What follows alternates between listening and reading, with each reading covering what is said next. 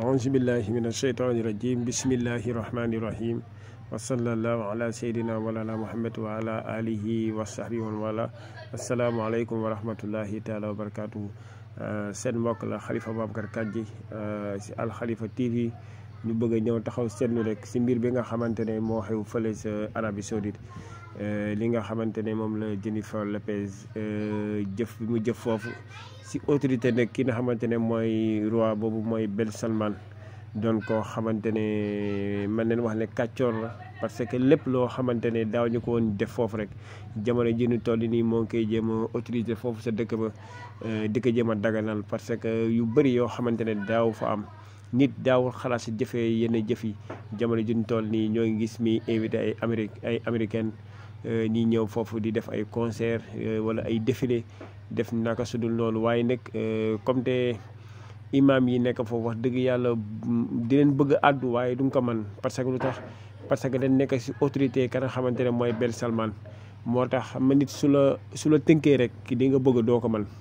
waaw loolu moo tax nag ñu bëri ñoo ngi yaay su bëri ñuy génne di dal ka nga xamante ne mooy Chérif si di ko dal ñu ne la moo tax moom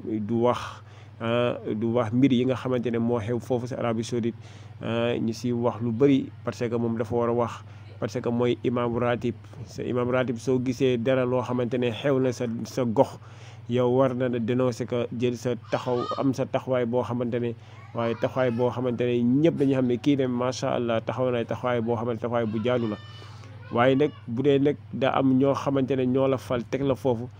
ñoom li nga bëgg rek loolu rek la parce que li ñoom ki nga xamante ne mooy Sudey si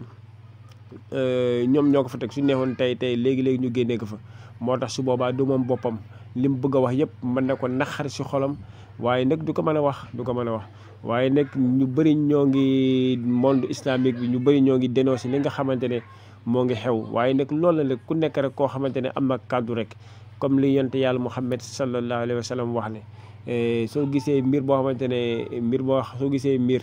mu ne su boobaa yow soo na nga ko wax wala nga def sa doole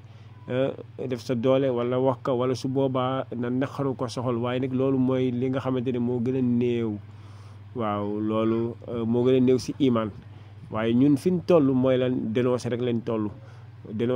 am ñoo xamante ne ñoo ngi koy naxar seen biir xol ñàkkul ne am na imaam yi nekk biir màkk mais mënuñu wax mais ñoo ngi koy dénoncé seen xol parce que gis ne li nga xamante ne mbir bu doy waar la sa ñoo ngi ko fay sa suñ seetaanee nag dina ëppi loxo waaw suñ seetaanee dina ëppi loxo kon su ko defee rek ñii ñaan yàlla képp koo xamante ne am na kàddu rek mu àddu si